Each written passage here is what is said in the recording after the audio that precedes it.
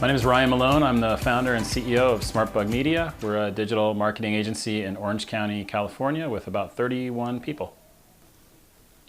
Before SmartBug, I used to run marketing for technology companies, both public and private, and there was always this tension between marketing and the agency.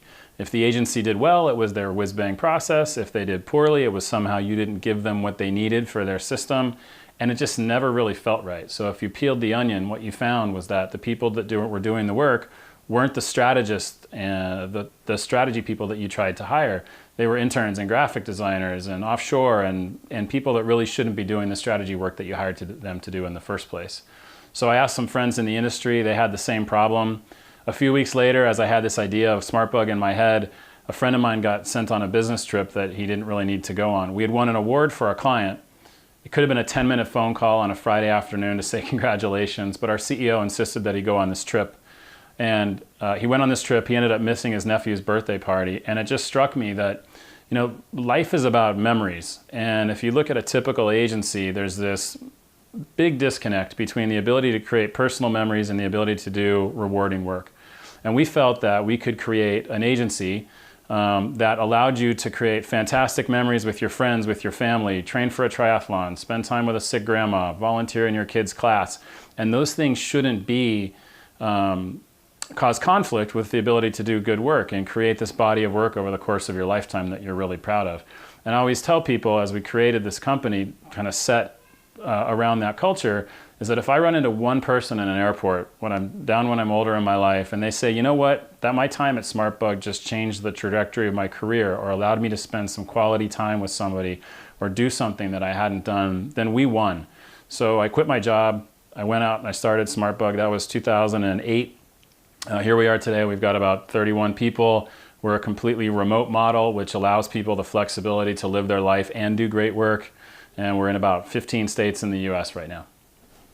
Inbound's interesting, and if the primary attractor for inbound is the whole psychology of the buyer. So the closer that you can get into someone's head and really understand the psychological levers that make them do what they need to do, the better that you can tune your inbound program. So if I look at all of those drivers around a person from a sales perspective, from a marketing perspective, from a service perspective, all the things that keep them up from a family perspective, then it makes it easy to dial all these different levers into an inbound campaign. So you have data, you have psychology, it's a puzzle, and it's moving really fast with technology. So as an agency, inbound's awesome because you really get to look at this giant mosaic of things, options that you have to pull from channels, from technologies, from messaging, from art, from creative, from flows through a website and all those types of things, and everyone has a tiny bit of impact. And so it allows you to put together this puzzle about what's going to work. And that's why we like inbound, and we feel like because we have a passion for that type of thing,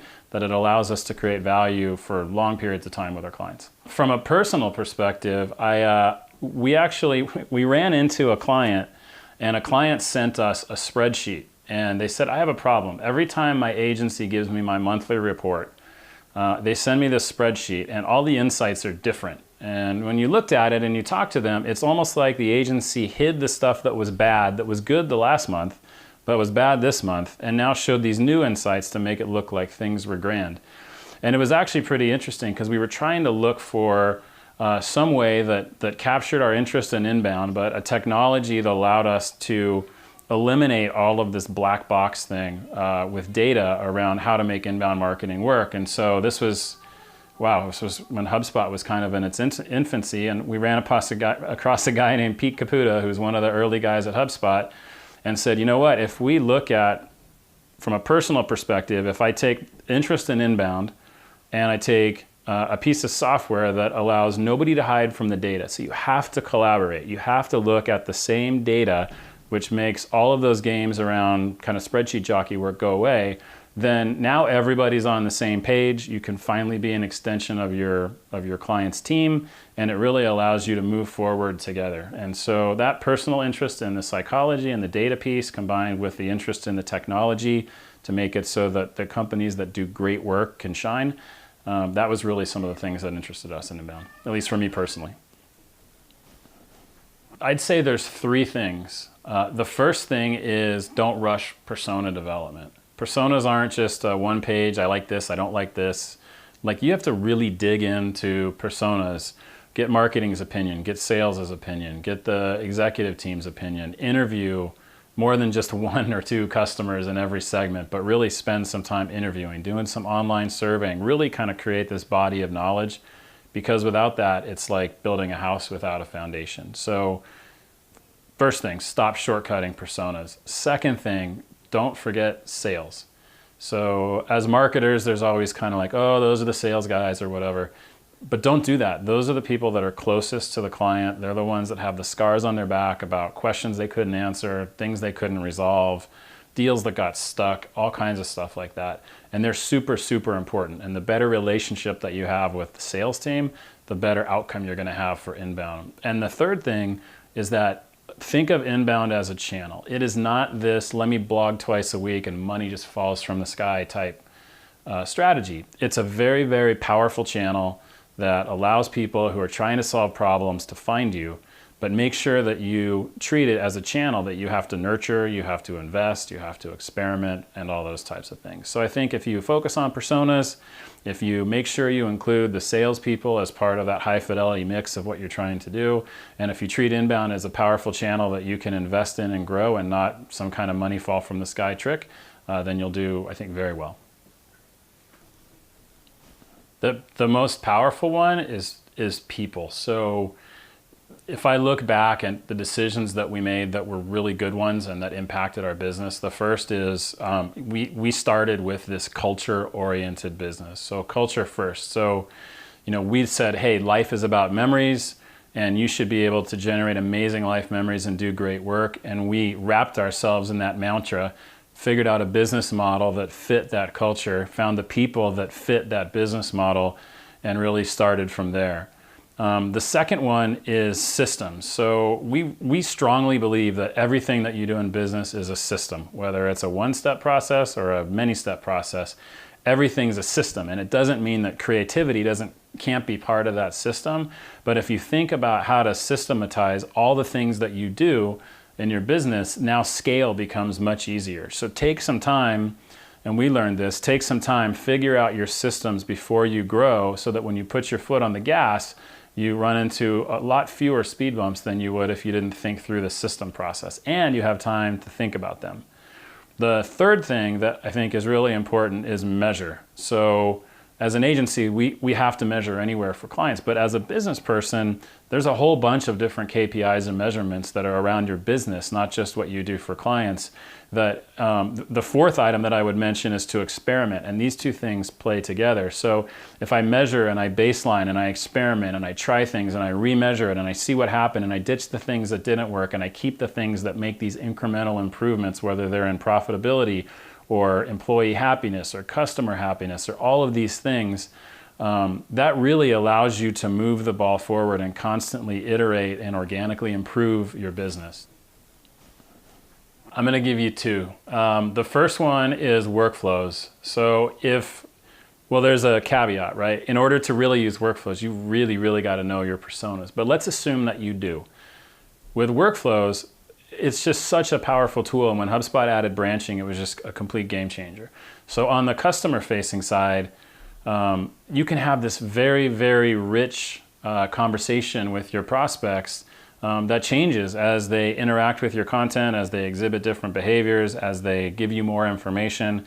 And you can set up this very nice, automated, high-fidelity conversation at which you can measure every single little piece of it. So that's really powerful if you talk about being able to engage with your prospects in a high-scale environment. The second one, who's kind of the unsung hero, that's always been my favorite but never gets a lot of love, is the contacts system. So contacts is the place where you learn about everything, where they click, how often they come, what information they give you, what behavior they have. And plus it's shared by sales and marketing. So if you spend time really studying what your contacts do, what your best customers do, you can glean so many insights of it that it's just such an unsung hero that study your contacts, dig into that system, take what you learn, apply it to workflows, and you'll completely change the way that you're doing marketing with HubSpot. The one strategy that's transformed our business is to, when you're starting to put together the editorial calendar, like obviously you need to think about keywords and those types of things, but take a step back and answer every question that you can possibly answer for your clients. So maybe 3 years ago or so, we decided to start asking clients about all the questions that they have, so about inbound. So we talked to our salespeople, we talked to our clients and said, hey, give me the list of a handful of questions that you really wanted to ask when you were trying to find out whether inbound worked, whether an agency was a good fit for you, and those types of things. If you answer those questions, you are so far ahead because you've automatically generated goodwill with your prospect because you've answered it. If you've written a good piece, you've answered it in a way that shows you have credibility. Plus, you're getting all of the long tail search traffic from those questions. So sometimes taking that set of questions from your company that you really need to answer with your prospects is a much better approach than saying, hey, here's the 5 keywords that I need to go after and brainstorming on a bunch of topics. Start with the stuff that you know is getting asked first, and then work your way into other things. The second point that I'll add to that is it's not a one-time thing. It's a every single quarter, every month, every time you talk to a client, have your sales reps ask a prospect, hey, what are 3 questions I could have answered for you today? Write down every question that gets asked on sales calls and marketing calls and those types of things, and you'll have a never-ending library of things that you can write about successfully. That's a good question. We get that question a lot. I think there's really 3 things. One is that there's going to be a ton of competition. You already see that now. It used to be 5 years ago you wrote a blog post and that was all you had to do. But now there's tons of people doing it. Even though a tiny part of the market knows about it still, and that will continue to grow, as that accelerates, the competition for content, for talent, for all of those types of things is going to increase. So you need to be the person who knows your customer better than your competition, who creates better content than your competition, who understands how to have digital conversations and be relevant to your customer over the long term, or you just won't have a chance to win. To be good at those things is going to give you a chance to swing at the ball, but it doesn't necessarily mean that you're going to win. The second thing is that I think that from an inbound perspective, the ways that people try to solve problems are going to be more ubiquitous than they are now. So, and it's pretty obvious. So right now it's basically desktops and mobile, but look at set-top, look at voice search, look at all of these different ways that we're starting to engage and interact with content. Those are the areas and the channels that you need to be prepared to do. And that might mean that it's a different format than a blog or an email or an ebook or any of those types of things like a video. You need to be able to create really compelling content on the engagement channel that your customers are going to be at, and they're starting to change. So make sure that you're investing now in trying to understand what those channels do, how you measure them, how you deliver content for them, what works, what doesn't, who the players are, and start to get that now so that you're not behind the curve when those things hit maturity. And then the third thing is just brand publishing. So it's starting now, right? Brands have YouTube channels, brands have really powerful Twitter feeds, brands are on Facebook. Brands are going to start, the loyalty is starting to shift from the problem that you're trying to solve to the brand that has the content that can help you solve it. So not only are you just searching for content in particular places, but sometimes people are starting to look for content in particular brands first.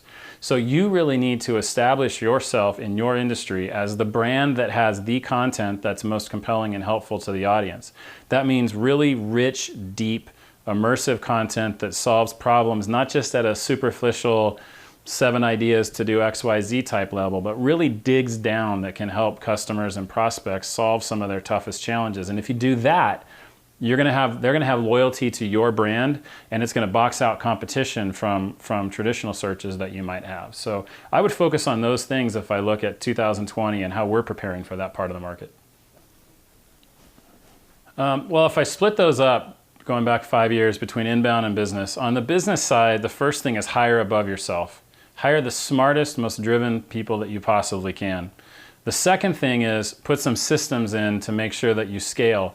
But here's the third thing that really I think has helped catapult our agency into one of the Diamond Partners and a really successful track record is let people be heroes. We have a value called rock the customer experience, which is if you hire smart people, you give them some just guardrails on where you're trying to head and let them be a hero. You do that, you'll do very well in business. And don't forget to measure. On the inbound side, tinker, tinker, tinker. So constantly measure, constantly explore, try new things, discard the stuff that doesn't work. Don't be afraid to fail. is the first part. The second part is get involved with some type of a community, whether it's a master's group, whether it's some cross-industry team, whether it's an online forum, but don't be afraid to share. There are so many insights and tricks and things that can help move you forward from different industries and different types of companies, that the more that you talk to people and you share and you become part of a community, the more that you're going to be able to speed your growth. And then the third thing is you've constantly got to learn. Things change. Read, listen to podcasts, explore things. So continue to educate yourself over time. So I think if you do those things, then you're going to be on the right trajectory to have a very bright future. The first thing to do with inbound is be consistent. So first of all, learn as much as you can, but I would start with something that you can start to master early. So in the near term, you want to learn some core skills. You want to be able to understand your personas. You want to be able to learn how to interview people. You want to be able to learn how to collect data from third parties and insights from people and have casual conversations that unlock things that are going to be useful in targeting them. The second thing that you need to learn is how to create content that resonates with them. Whether you hire it, whether you do it yourself, that doesn't matter, but the ability to source that stuff. The third thing is, as you start to be able to do those things, to create content that resonates, is understand what the numbers mean, because that's going to help you decide where you go next. And once you have an understanding of analytics, I would say that now you need to pause and become a generalist. I think that if you're trying to grow, if you're trying to scale over the long term, what you really want to be able to do is you're never going to be able to do all that work for yourself. So you need to know enough about a topic to be functional and good, but you don't need to spend the extra time to become an expert in every little topic, because you just don't have time to do that. What you need to understand is, what's the goal of this particular vehicle, of this strategy that I'm doing? What are the ways that it needs to be done? How do I measure success for that? And then how do I find somebody and vet somebody who's an expert in that space that I can plug in and start to scale my business? So I would start with those fundamentals, become a generalist, and then look to hire experts for the areas that you need to scale. So SmartBug-a-Palooza, as a remote company, we've got people all over the country, and it's this really interesting dynamic. You know, we do a lot of video, so you work with people a lot on video and you see them every day and you become part of their life, but you never actually be able to touch their hand or give them a hug or have human contact necessarily. So every year we bring people, our entire company and their spouses or significant others or whatever, if they want to come out to California. Usually we do it on the West Coast. We did Napa Valley one year, we did Vegas one year, we did Newport Beach this year. We just finished it, in fact. And it's really cool to just step back and see people who walk up to each other and they don't know whether to hug, they don't know whether to shake hands, and in 5 minutes that discomfort's gone and they're best friends. And you can just sit back and watch these people that work together. They just become besties over this 3 or 4 day experience. And we do that where there's a day of work that we have to get some stuff done, but the rest of it's just fun, and it's a chance for employees to work together. It's a chance for their family members to understand what we're about and to realize that, hey, this face that you talk to all the time, this person that you're part of their life, they're real and they have their own life and they have something to bring to the table. And at the end of SmartBug-a-Palooza, it's so cool. Like, we go around the room and we just say, hey, say what you got to say. And some people cry, myself included sometimes, because it's so emotional and neat. Some people say, things about the type that they've never been at this type of environment. They talk about the people that they've met. They talk about the work that they've done. They talk about the support that they've had. And that little 15-minute, 20-minute kind of internalizing of everything that happened at this event, that's what you remember the rest of your life. It's really not the stuff you do every day. It's those people and their families and the experiences that you had, and the fact that we can give that to people. That's the stuff that I'm going to remember when I'm old, and it's just such a cool thing to watch. Take some time to smell the roses. You're going to wake up every day, you're going to look at your computer, you're going to see your 50 competitors that are writing stuff about you, and all that's great, but smell the roses, right? When you do something successful for somebody, you've impacted their life. When you hire a new employee and you develop a relationship with them, you've impacted their life in a good way. And so, pat yourself on the back once in a while and sit back and think about some of the stuff that you've done and that you've built, and don't get caught on this constant hamster wheel all the time. It just, too many people do it. and just take a break and realize what you build. So for example, you know, and realize that it's about memories. Like, you and I are not going to remember this conversation likely. When we're both 80 and we're looking at the end part of our life, hopefully I can make it longer than that, you know, we're not going to remember this specific conversation. And we may not even remember each other, but you're going to remember this road trip that you took with your wife. You're going to remember the fact that you went to Orange County and that you went to Santa Barbara and you did this cool stuff. And, you know, you might remember some piece of this conversation or some takeaway, but you're not going to remember the night that you worked until 8 o'clock and those types of things. So, like, focus on the memories and just take a breath and focus on the things that you're going to remember as you grow old, and that you're going to apply to the rest of your life, and the people that you meet and the people that you impact and the lives that you change. Because no matter how big you are, like, you're impacting somebody. Just be cognizant of that and be proud of it. And I think that mindset has allowed us to do really nice things. And I think if you just do it for a second, it'll completely change your behavior and your whole demeanor.